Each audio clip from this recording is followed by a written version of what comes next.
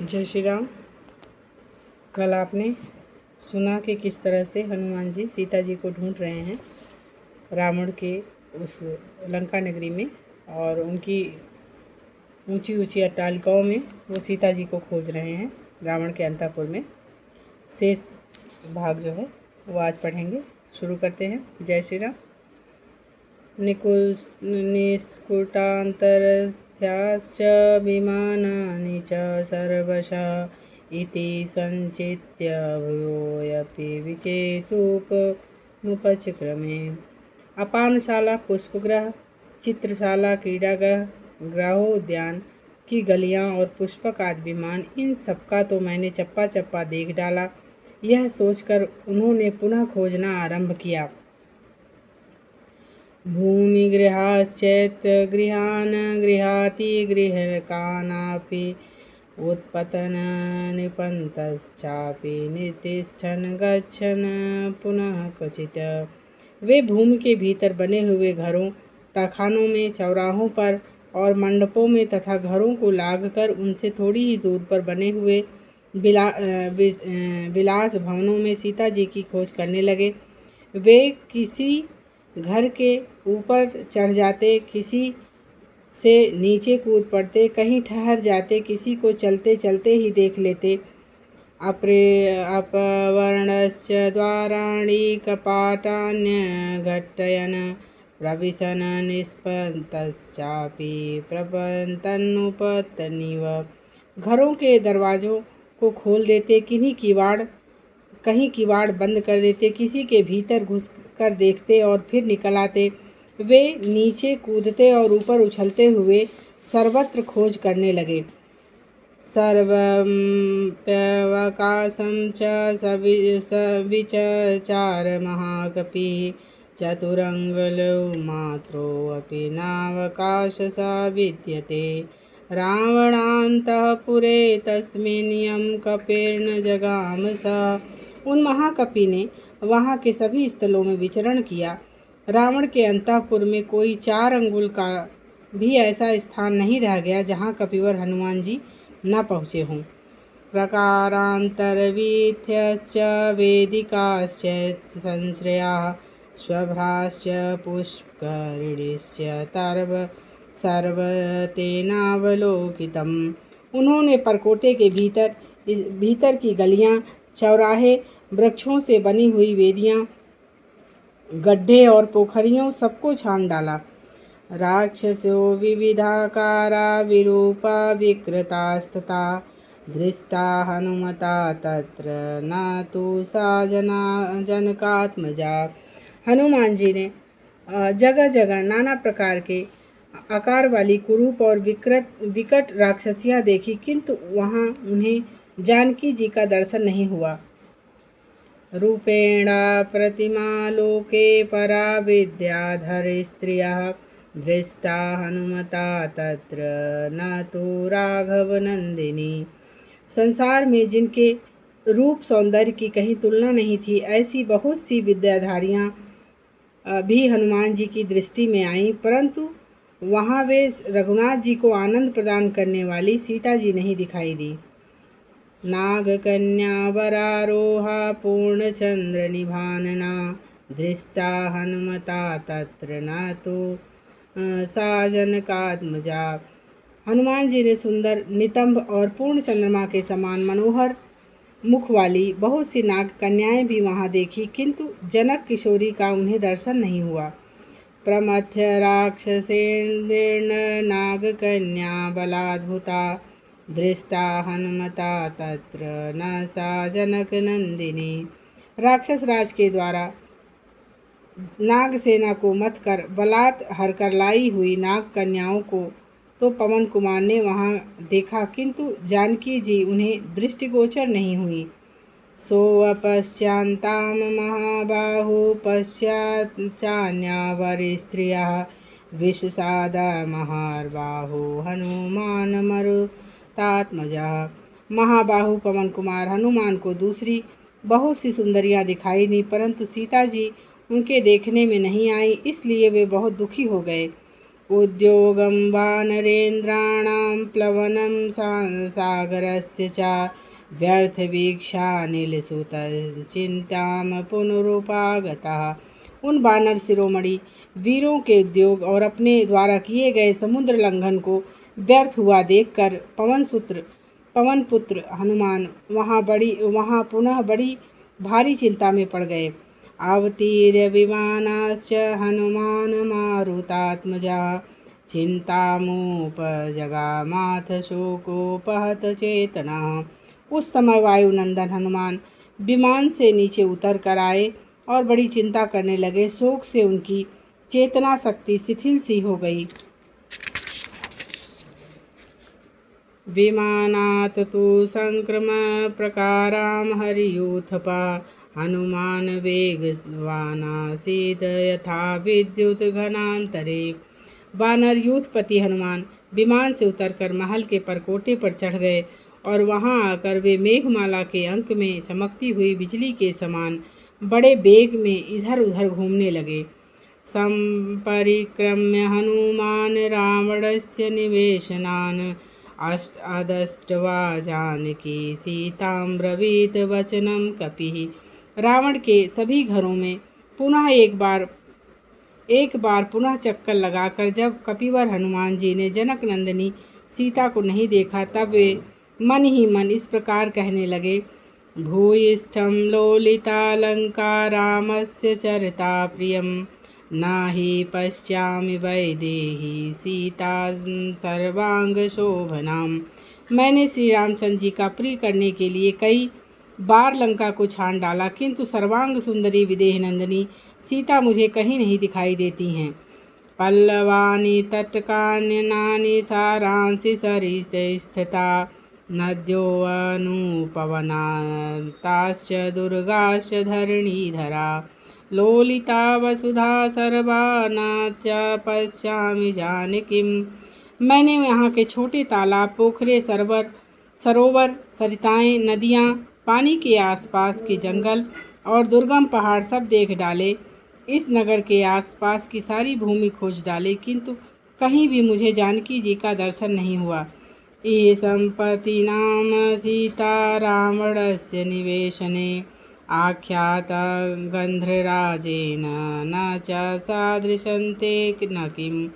गिरिधराज, संपाति ने तो सीता जी को यहाँ रावण के महल में ही बताया था, फिर न जाने क्यों वे यहाँ नहीं दिखाई देती हैं।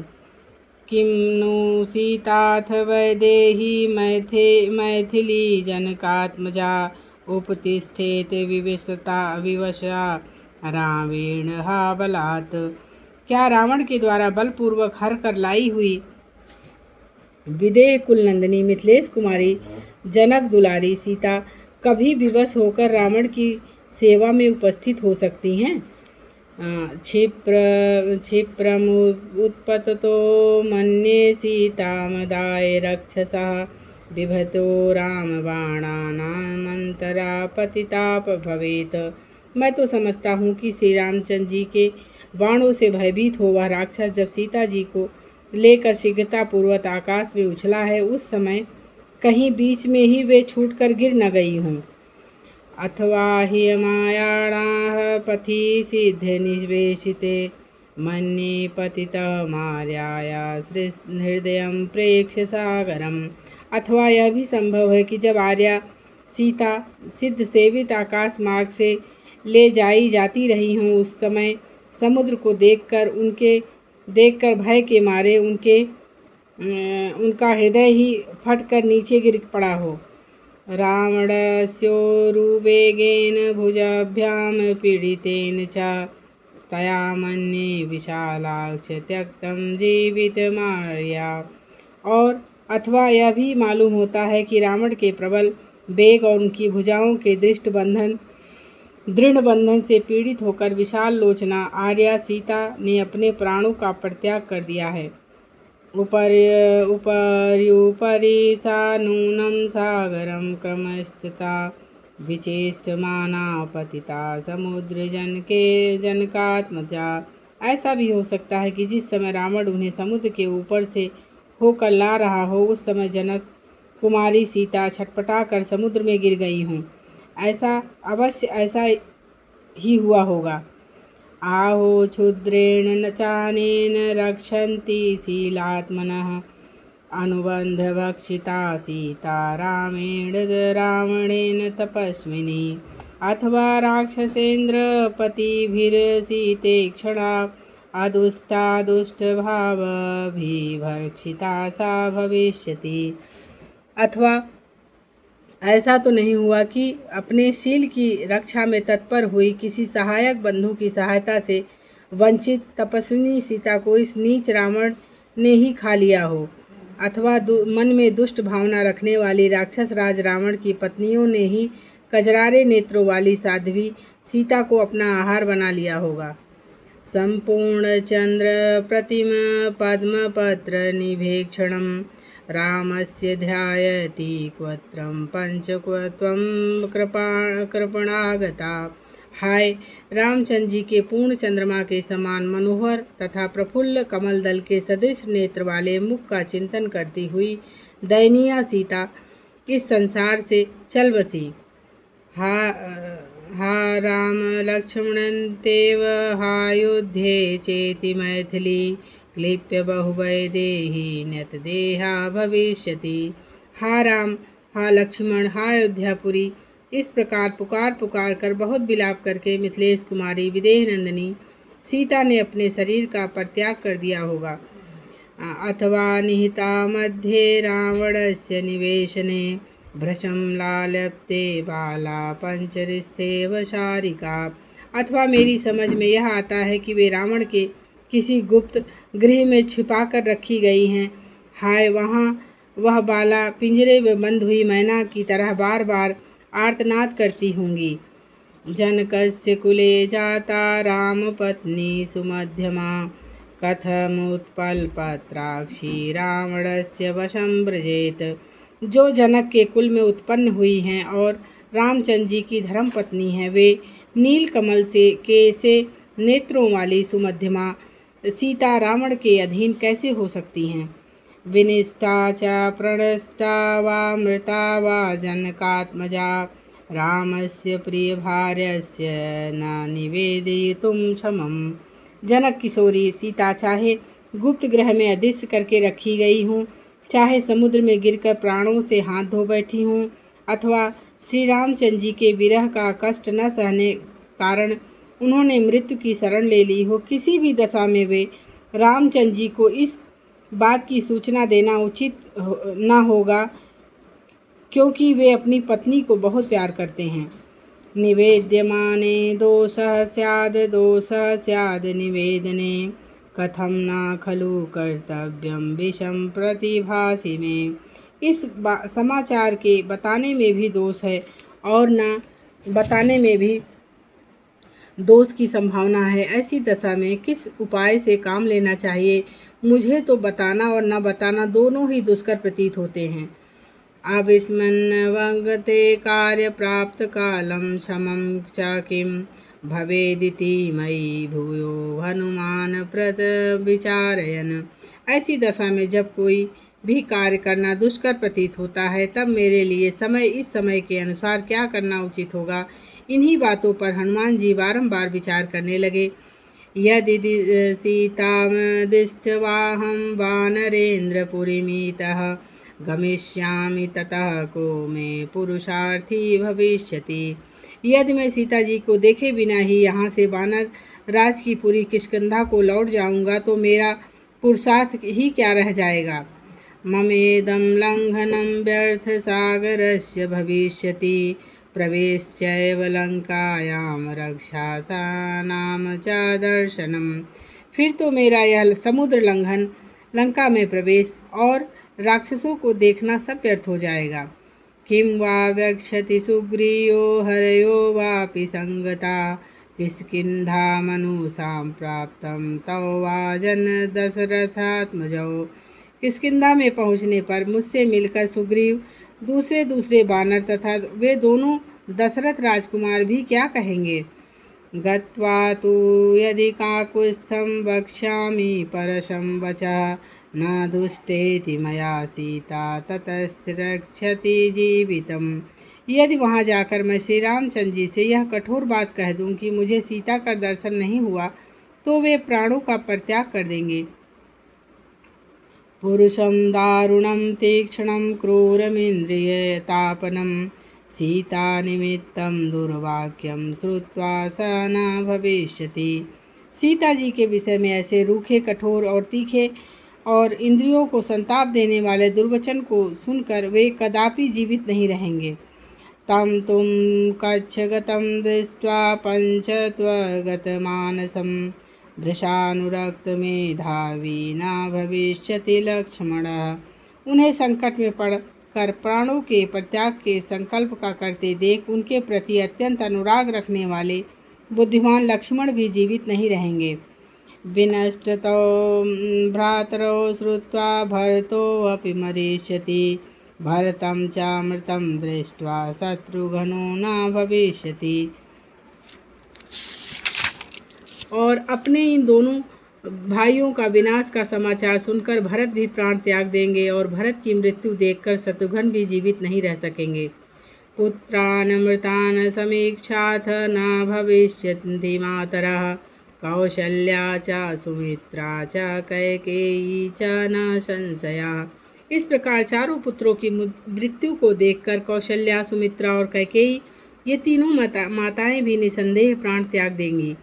कृतज्ञः सत्यसंघश्च सुग्रीवप्लवगाधिपः रामं तथागतं दृष्ट्वा ततस्त्यक्षति जीवितम्। कृतज्ञ और सत्य प्रतिज्ञ वानरराज सुग्रीव भी जब श्री रामचंद्र जी को ऐसी अवस्था में देखेंगे तो वह स्वयं भी प्राण विसर्जन कर देंगे। दुर्मना व्यवस्थिता दीना निरानंदा तपस्विनी पीड़िता भृतशोकेन रूमा त्यक्षति जीवितम्। तत्पश्चात पति शोक से पीड़ित हो दुखित चित्त, दीन, व्यथित और आनंद शून्य की हुई तपस्विनी रूमा भी जान दे देंगी। बालिजेन तु दुखेन पीड़िता शोकर्षिता पंचत्वमागता रागी तारापि न भविष्यति। फिर तो रानी तारा भी जीवित नहीं रहेंगी। वे बाली के विरह जनित दुख से पीड़ित तो थी ही और इस नूतन शोक से कातर हो शीघ्र ही मृत्यु को प्राप्त हो जाएंगी। माता पित्रो विनाशेन सुग्रीव व्यसनेन च कुमारोऽप्यङ्गदस्ताद तस्मात् विजयिष्यति जीवितम्। माता पिता के विनाश और सुग्रीव के मरण जनित संकट से पीड़ित होकर कुमार अंगद भी अपने प्राणों का परित्याग कर देंगे। भृतजेन तु दुखेन विभूता वनौकसः शिरांस्यभिहनिष्यन्ति तलैर्मुष्टिभिरेव च सान्त्वेनानुप्रदानेन मानेन च यशस्विना लालिता कपिनाथेन प्राणांस्त्यक्षन्ति वानराः। तदंतर स्वामी के दुख से पीड़ित हुए सारे वानर अपने हाथों और मुक्कों से सिर पीटने लगेंगे। यशस्वी वानरराज के ने सांत्वनापूर्ण वचनों और दान मान से जिनका लालन पालन किया था, वे वानर अपने प्राणों का परित्याग कर देंगे। स वनेषु न शैलेषु न निरोधेषु वा पुनः क्रीडामनुभविष्यन्ति समेत्य कपिकुञ्जरा। ऐसी अवस्था में शेष वानर वनों, पर्वतों और गुफाओं में एकत्र होकर फिर कभी क्रीड़ा विहार का आनंद नहीं ले सकेंगे। सपुत्र दारा समात्या भृत व्यसन पीड़िता शैलाग्रेभ्य पतिष्यन्ति समेषु विषमेषु च। अपने राजा के शोक से पीड़ित हो सब वानर अपने पुत्र, स्त्री और मंत्रियों सहित पर्वतों के शिखरों से नीचे सम अथवा विषम इस स्थानों में गिरकर प्राण दे देंगे। विषम धनं वापि प्रवेशं ज्वलनस्य वा उपवासमथो शस्त्रं प्रचरिष्यन्ति वानराः। अथवा सारे विष पी लेंगे या फांसी लगा लेंगे या जलती आग में प्रवेश कर जाएंगे, उपवास करने लगेंगे अथवा अपने ही शरीर में छुरा भोंक लेंगे। घोर मारोदनं मन्ये गते मयि भविष्यति इक्ष्वाकुकुलनाशश्च नागश्चैव बनोकसाम्। मेरे वहाँ जाने पर मैं समझता हूँ बड़ा भयंकर आर्तनाद होने लगेगा। इक्ष्वाक कुल का नाश और वानरों का भी विनाश हो जाएगा। सोऽहं नैव गमिष्यामि किष्किन्धा नगरीमितः न हि शक्ष्याम्य द्रष्टुं सुग्रीवं मैथिली बिना। इसलिए मैं यहाँ से किष्किंधापुरी को तो नहीं जाऊँगा, मिथिलेश कुमारी को देखे बिना मैं सुग्रीव का दर्शन भी नहीं कर सकूँगा। मय गच्छति च हेस्तस्थे धर्मात्मानो महारथो आशया च धरिष्येते वानराश्च तरस्विनः। यदि मैं यहीं रहूं या वहां न जाऊं तो मेरी आशा लगाए वे दोनों धर्मात्मा महारथी बंधु प्राण धारण किए रहेंगे और वे वेगशाली वानर भी जीवित रहेंगे। हस्तादानो मुखादानो नियतो वृक्षमूलिकः वानप्रस्थो भविष्यामि हादिष्टवा जनकात्मजाम्। जानकी जी का दर्शन न कर मिलने पर मैं यहाँ वानप्रस्थी हो जाऊँगा। मेरे हाथ पर अपने आप जो फल आदि खाद्य वस्तु प्राप्त हो जाएगी उसी को खाकर रहूँगा, या परीक्षा से मेरे मुंह में जो फल आदि खाद्य वस्तु पड़ जाएगी उसी से निर्वाह करूँगा। शौच संतोष आदि नियमों का पालन पूर्वक वृक्ष के नीचे निवास करूँगा। सागरानुपजे देशे फलमूल फलोदके चिन्तिकृत्वा प्रवेक्ष्यामि समृद्धिममरणीसुतम्। अथवा सागर तटवर्ती स्थान में अपने जहाँ फल मूल और जल की अधिकता होती है, मैं चिता बनाकर जलती हुई आग में प्रवेश कर जाऊँगा। उपविष्टस्य च समग्र लिंगिनं साधिष्यतः शरीरं भक्ष्यन्ति वायसा स्वापदानि च। अथवा आमरण उपवास के लिए बैठकर लिंग शरीरधारी जीवात्मा का शरीर से वियोग कराने के लिए प्रयत्न में लगे हुए मेरे शरीर को कौवे और हिंसक जंतु अपना आहार बना लेंगे। इदमपि वृष्टिदृष्टं निर्याणमिति मे मतिः सम्यगापः प्रवेक्ष्यामि न चेत पश्चामि जानकीम्। यदि मुझे जानकी जी का दर्शन नहीं हुआ तो मैं खुशी खुशी जल समाधि ले लूँगा। मेरे विचार से इस तरह जल प्रवेश करके मैं परलोक गमन करना ऋषियों की दृष्टि से भी उत्तम है।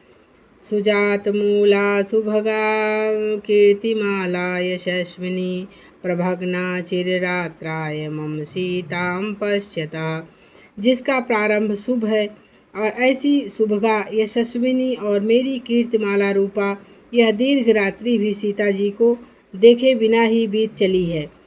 तापसो वा भविष्यामि नियतो वृक्षमूलिकः नीत प्रतिगमिष्यामि ताम दृष्टवासिते क्षणाम।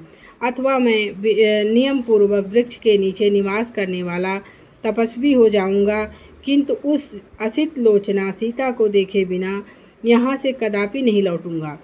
यदि तु प्रतिगच्छामि सीतां नधिगम्यताम् अंगदः सहित सर्ववानरैर्भविष्यति।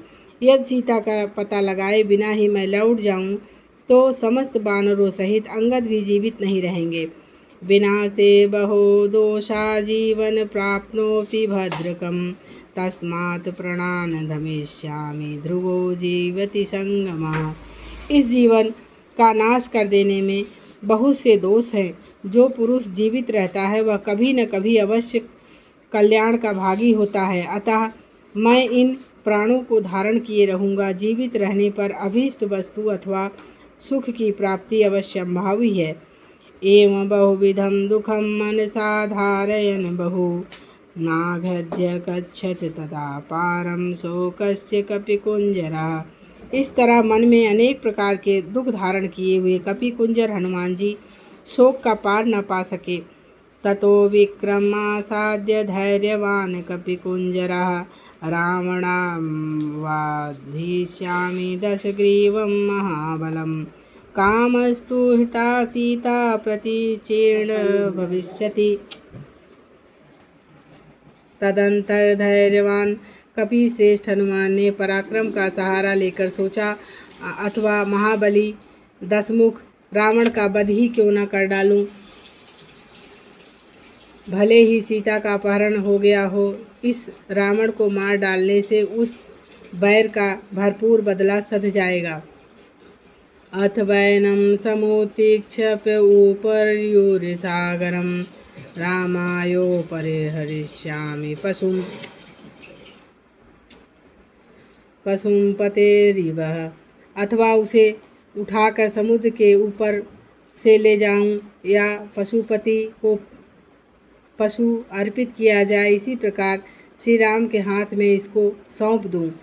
इति चिंता समापन्न सीताम नधिगम्यताम ध्यान शोक परितात्मा चिंतयामास वानरः। इस प्रकार सीता जी को न पाकर वे चिंता में निमग्न हो गए और उनका मन सीता के ध्यान और शोक में डूब गया। फिर वे वानरवीर इस प्रकार विचार करने लगे, यावत् सीतां न पश्यामि राम पत्नी यशस्विनीं तावदेतां पुरीं लंका विचिनोमि पुनः पुनः। जब तक मैं यशस्विनी श्री राम पत्नी सीता का दर्शन न कर लूँगा, तब तक मैं इस लंकापुरी में बारंबार उनकी खोज करता रहूँगा। सम्पाति वचनाच्चापि रामं यद्यानयाम्यहम् अपश्यन् राघवो भार्या निहृहेतु सर्ववारणाम्। यदि संपाति के कहने से भी मैं श्री राम को यहाँ बुला ले आऊँ, तो भी अपनी पत्नी को यहाँ न देखने पर श्री रघुनाथ जी समस्त वानरों को जलाकर भस्म कर देंगे। इहैव नियताहारो वत्स्यामि नितेन्द्रिये सहमाकृते मत्कृते विनश्येषु सर्वे ते नरवानरा। अतः यही नियमित आहार और इंद्रियों के संयम पूर्वक निवास करूँगा और यही मेरे कारण वे समस्त नर और वानर नष्ट ना हों। अशोक वनिका चाप महतीयं महाद्रुमां इमां धीगमिष्यामि नहीयं विजिता मया। इधर बहुत बड़ी अशोक वाटिका है, इसके भीतर बड़े बड़े वृक्ष हैं। इसमें मैंने अभी तक अनुसंधान नहीं किया है, अतः अब इसी में चलकर ढूंढूंगा। वसून रुद्रास्तदादित्यान् अश्विनो मरुतोऽपि च नमस्कृत्वा गमिष्यामि रक्षसा शोकवर्धनः। राक्षसों के शोक को बढ़ाने वाला मैं यहाँ से वसु, रुद्र, आदित्य, अश्वनी कुमार और मरुद गणों को नमस्कार करके अशोक वाटिका में चलूँगा। जित्वा तु रक्षसान् देवीमीक्ष्वाकुलनन्दिनीं संप्रदास्यामि रामाय सिद्धिमेव तपस्विने। समस्त राक्षसों को जीतकर जैसे तपस्वी को सिद्धि प्रदान की जाती है, इसी प्रकार रामचंद्र जी के हाथ में इक्ष्वाकु कुल को आनंद करने वाली देवी सीता को सौंप दूंगा। सह मुहुर्मिव ध्यात्वा चिंता व्यग्रथेन्द्रियः उदतिष्ठन् महार्बाहो हनुमान् मारुतात्मजः। नमोस्तुतो रमाय लक्ष्मणाय देव्ये च तस्यै जनकात्मजाय। नमोस्तुतो रुद्राय मानिलेभ्यो नमोस्तुतो चंद्राग्निमरुदो गणेभ्यः।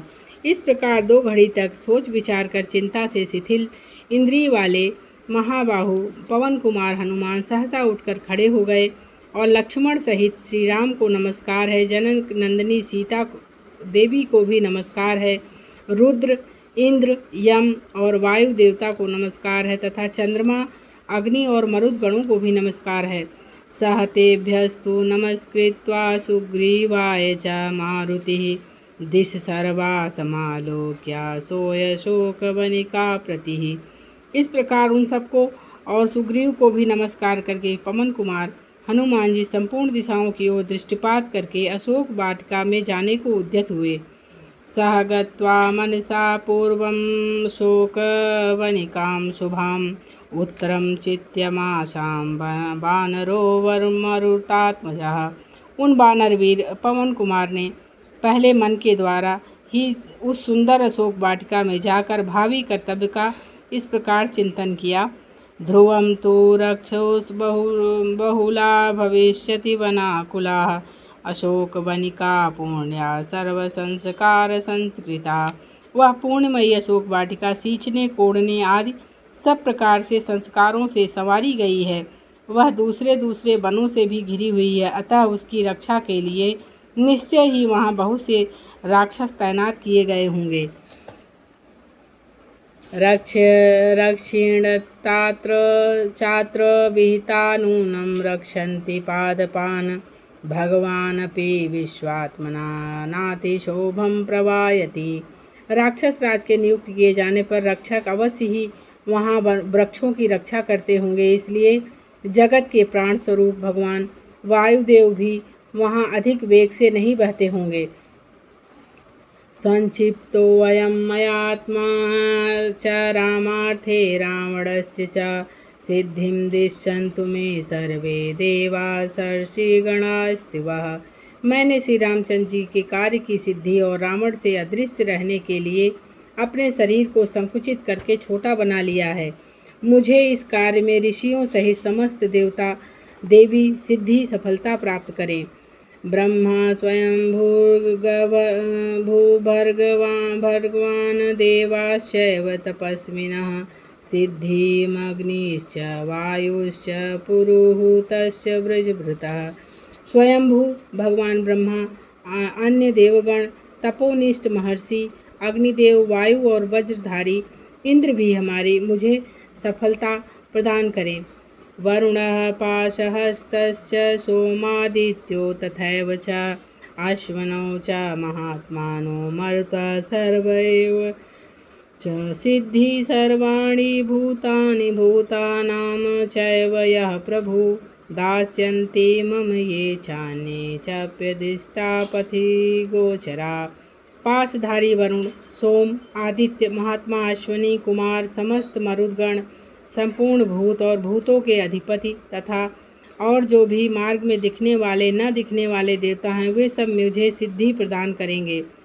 तदुन्नसं पाण्डुरदन्तं व्रणं सुचिस्तिमितं पद्मपलाशलोचनं दृश्ये तदार्यावदनं कदा त्वं प्रसन्नताराधिपतुल्यं वर्चसं। जिनकी नाक ऊंची और दांत सफ़ेद हैं, जिनमें चेचक आदि के दाग नहीं हैं तथा पवित्र मुस्कान की छटा छाई रहती है, जिनके नेत्र प्रफुल्ल कमल दल के समान सुशोभित होते हैं, जो निष्कलंक कला धर के तुल्य कमनीय कांति से युक्त हैं, वह आर्या सीता का मुख मुझे कब दिखाई देगा। क्षुद्रेण हीनेन नृशमूर्तिना सुदारुणालंकृतवेशधारिणा बलाभिभूता बला तपस्विनी कथं नु मे दृष्टे पथे अद्य सा भवेत्। इस क्षुद्र नीच नृशंस रूपधारी तथा अत्यंत दारुण होने पर भी अलंकार युक्त विश्वसनीय वेश धारण करने वाले रावण ने उस तपस्विनी अबला को बलात् अपने अधीन कर लिया है। अब किस प्रकार वह मेरे दृष्टिपथ में आ सकती है। सह मुहूर्तमिव ध्यात्वा मनसा चाधिगम्यताम् अवलुप्लुतो महातेजा प्रकारं तस्य वेश्मनः। महातेजस्वी हनुमान जी एक मुहूर्त तक इस प्रकार विचार करते रहे। तत्पश्चात मन ही मन सीता जी का ध्यान करके वे रावण के महल से कूद पड़े और अशोक वाटिका की चहर दीवारी पर चढ़ गए। सह तुम सहस्ट सर्वांग प्रकारस्थो महाकपि पुष्पिताग्रान वसंतादौ ददर्श विधिधान द्रुमान। उस चहर दीवारी पर बैठे हुए महाकपि हनुमान जी के सारे अंगों में हर्ष जनित रोमांच हो आया। उन्होंने वसंत के आरंभ में वहाँ नाना प्रकार के वृक्ष देखे, जिनकी डालियों के अग्रभाग फूलों के भार से लदे हुए थे। नाना सालान शोकान भव्यास्यान् चंपकाश्च सुपुष्पितान् उद्दालकान् नागवृक्षान् चूतान् कपिमुखानपि तथा भ्रमणसम्पन्नान् ललिताशतमसमन्वितान् जयामुकुत इव नाराचः प्लुप्लुत्वे वृक्षवाटिकाम्। वहाँ साल, अशोक, नींब और चंपा के वृक्ष बहुत खूब खिले हुए थे। बहुवार नागकेसर बंदर के मुंह की भांति लाल लाल फल देने वाले आम भी पुष्प और मंजरियों से सुशोभित हो रहे थे। अमराइयों के से युक्त वे सभी वृक्ष सत सत लताओं से आवेष्टित थे। हनुमान जी प्रत्यंचा से छूटे हुए बाण के समान उछले और उन वृक्षों की वाटिकाओं में जा पहुँचे। सह प्रविश्य विचित्रां सा विहर्गे नादितां राजते कांचनैश्च पादपै सर्वतोवृतां विहंग में मृगसंघैश्च विचित्रां चित्रकाननाम् उदितादित्य संकाशा ददर्श हनुमान बलिः। यह विचित्र वाटिका सोने और चांदी के समान वर्ण वाले वृक्षों द्वारा सब ओर से घिरी हुई थी। उसमें नाना प्रकार के पक्षी कलरव कर रहे थे, जिससे वह सारी वाटिका गूंज रही थी। उसके भीतर प्रवेश करके बलवान हनुमान जी ने उसका निरीक्षण किया और भांति भांति के विहंगमों मृग समूहों से उसकी विचित्र शोभा हो रही थी।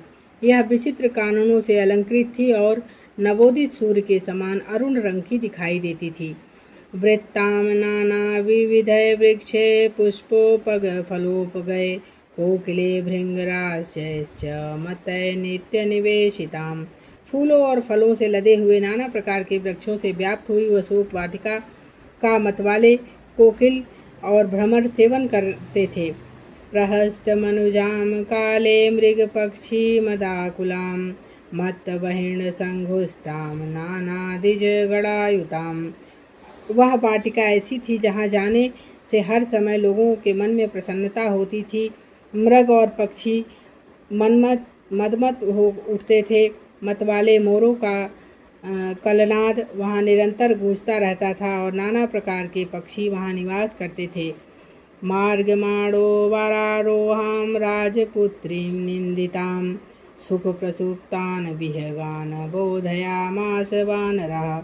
उस वाटिका में सती साध्वी सुंदरी राजकुमारी सीता की खोज करते हुए वानरवीर हनुमान ने घोंसलों में सुखपूर्वक सोए हुए पक्षियों को जगा दिया। उत्पत भीजि द्विजगणे पक्षय वार्ते समाहता अनेक वर्णा विविधात मुमुच पृष्ठ पुष्पवृष्टयः। उड़ते हुए विहंगमों के पंखों की हवा लगने से वहाँ वृक्ष अनेक प्रकार के रंग बिरंगे फूलों की वर्षा करने लगे। पुष्पावकीर्ण सुशुभे हनुमान मारुतात्मजः अशोक वनिका मध्ये यथा पुष्पमयो गिरिः। उस समय पवन कुमार हनुमान जी उन फूलों से आच्छादित होकर ऐसी शोभा पाने वाले मानो उस अशोक वन में कोई फूलों का बना हुआ पहाड़ शोभा पा रहा हो। दिशः सर्वां विद्यावन्तं वृक्षखण्डगतं कपिं दृष्ट्वा सर्वाणि भूतानि वसन्त इति मेनिरे। संपूर्ण दिशाओं में दौड़ते और वृक्ष समूहों में घूमते हुए कपिवर हनुमान जी को देखकर समस्त प्राणी एवं राक्षस ऐसा मानने लगे कि साक्षात ऋतुराज वसंत ही यहाँ वानर वेश में विचरण कर रहा है। वृक्षेभ्यः पतितये पुष्पैर्वकीर्णा पृथिव्यग्ने वधे रराज वसुधा तत्र प्रमदेव विभूषिता। वृक्षों से झड़कर गिरे हुए भांति भांति के फूलों से आच्छादित हुई वहाँ की भूमि फूलों के श्रृंगार से विभूषित हुई युवती स्त्री के समान शोभा पाने लगी। तरस्विना चेतरस्वधा बहुकंपिता पुष्मानि विचित्राणि सृसुज कपिना तथा। उस समय उन वेगशाली वानरवीर के द्वारा वेगपूर्वक बार बार हिलाए हुए वे वृक्ष विचित्र पुष्पों की वर्षा कर रहे थे। निधूर्त पत्र शिखिरा शीर्ण पुष्प फल द्रुमा निक्षिप्त वस्त्राभरणा धूर्ता इव पराजिता। इस प्रकार डालियों के पत्ते झड़ जाने और फूल पल्लवों के टूटकर बिखर जाने से नंग धड़ंग दिखाई देने वाले वे वृक्ष उन हारे हुए जुआरियों के समान जान पड़ते थे जिन्होंने अपने गहने और कपड़े भी दांव पर रख दिए हों। हनुमता वेगवता कंपितास्तेन गोत्तमा पुष्प फल फलान्यासु मुमुच फलनाशालिना। वेगशाली हनुमान जी के हिलाए हुए वे फलशाली श्रेष्ठ वृक्ष तुरंत ही अपने फल फूल आदि पत्तियों का परित्याग कर देते थे। विहंग संघने नास्ते स्कंध मात्रा श्रिया द्रुमा बभुव बुर्गमा सर्वे मारुतेन विनिधुता। पवन पुत्र हनुमान द्वारा कंपित किए गए वे वृक्ष फल फूल आदि के न होने से केवल डालियां ही आश्रय बने हुए थे। पक्षियों के समुदाय भी छोड़कर चल दिए। उस अवस्था में सब के सब प्राणी मात्र अपने अगम्य हो गए। विद्युत केशी विवृति युवतीर्थ्या विदृत वर्ण का निपीत शुभदंतो कुत्स्थी नखदंतश्च विचिता तदा लांगूलहस्तेस्तु चरणाभ्यां च मर्दिता तथैवाशोकवनिका प्रभग्न पादपा। जिनके केस खुले हुए हैं, अंग राग मिट गए हैं, सुंदर दंतावली से युक्त अधर सुधा का पान कर लिया गया है, जिनके कतिपय अंग नक्षत्र और दंत छत से उपलक्षित हो रहे हैं, प्रीतम के उपभोग में आई हुई उस युवती के समान उस अशोक वाटिका की भी दशा हो रही है। हनुमान जी के हाथ पैर और पूंछ से रौंदी जा चुकी थी और उसके अच्छे अच्छे वृक्ष टूट कर गिर गए थे, इसलिए वह श्रीहीन हो गई थी। महालतानां दमानि व्यधमत तरसा कपि यथा प्राविष्टि वेगेन वेग जालानि मारुता। जैसे जैसे वायु वर्षा ऋतु में अपने वेग से मेघ समूहों को छिन्न भिन्न कर देती है, उसी प्रकार कपिवर हनुमान ने वहाँ फैली हुई विशाल लता वल्लरियों के वितान वेगपूर्वक तोड़ डाले। सह तत्र मणिभूमिश्च राजतेश्च मनोरमा तथा कांचन भूमिश्च विचरन् ददृशे कपि। वहाँ विचरते हुए उन वानरवीर ने पृथक पृथक ऐसी मनोरम भूमियों का दर्शन किया जिनमें मणि चांदी और सोने जड़े गए थे। वापिश्च विविधाकार पूर्णा परमवारिणा महार्मय हर्म सोपाने रूपपन्ना स्तता मुक्ता प्रवाल सिक्ता स्फटिकान्तरकुट्टिमा कांचनैस्तभिरूभिश्च तीरजय रूप शोभिता। उस वाटिका में उन्होंने जहाँ जहाँ भिन्न आकारों की बावड़ियाँ देखी जो उत्तम जल से भरी हुई थी और मणिमय सोपानों से युक्त थी, उनके भीतर मोती मूंगों की बालुकाएँ थीं। जल के नीचे इस फर्श स्फटिक मणि की बनी हुई थी और उन बावड़ियों के तटों पर तरह तरह के विचित्र सुवर्णमय वृक्ष शोभा दे रहे थे। बुद्ध पद्योत्पलवनाश्चक्रवाकोपशोभिता नित्यहरुत संघुष्टा हंस संसारण सनादिता। उनमें खिले हुए वनों कमलों के वन और चक्रवाकों के जोड़े शोभा पा रहे थे। पपीहा हंस और सारसों के कलनाद गूंज रहे थे। दीर्घाभिर्युक्ताभिः सरिद्धिभिश्च समन्तता अमृतोत्तममतोयाभिः शिवाभिरूप संस्कृता। अनेक विशाल तटवर्ती वृक्षों से सुशोभित अमृत के समान मधुर जल से पूर्ण एवं सुखदायिनी सरिताएं चारों ओर से उन बावड़ियों का सदा संस्कार करती थी या उन्हें स्वच्छ रखने में परिपूर्ण बनाए रखती थी। तथा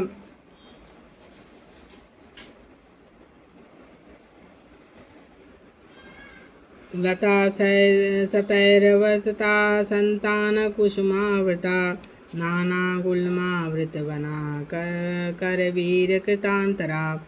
उनके तटों पर सैकड़ों प्रकार की लताएं फैली हुई थीं। खिले हुए कल्प वृक्षों से उन्हें चारों ओर से घेर रखा था। उनके जल नाना प्रकार की झाड़ियों से ढके हुए थे तथा बीच बीच में खिले हुए कनेर के अनेक वृक्ष गवाक्ष की सी शोभा पा रहे थे।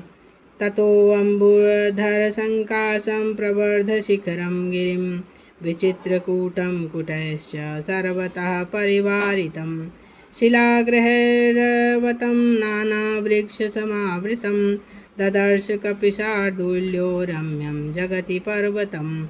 फिर वहाँ कपि श्रेष्ठ हनुमान ने एक मेघ के समान काला और ऊंचे शिखरों वाला पर्वत देखा, जिसकी चोटियाँ बड़ी विचित्र थी। उसके चारों ओर दूसरे दूसरे भी बहुत से पर्वत शोभा पा रहे थे। उनमें से बहुत सी पत्थर की गुफाएं थीं और उन पर्वत पर अनेकानेक वृक्ष उगे हुए थे। वह पर्वत संसार भर में बड़ा ही रमणीय था। ददर्श च नगात तस्मानंदे निपन्तितां कपिः अंकादिव समुत्पत्य प्रियस्य पतितां प्रियां। कपिवर हनुमान जी ने उस पर्वत पर घिरी हुई एक नदी देखी, जो प्रीतम के अंक से उछलकर गिरी हुई प्रियतमा के समान जान पड़ती थी। जले निपतति ग्रैश्च पादपय परुशोभितां वैर्यमाणामिव क्रुद्धां प्रवदां प्रियबंधुभिः।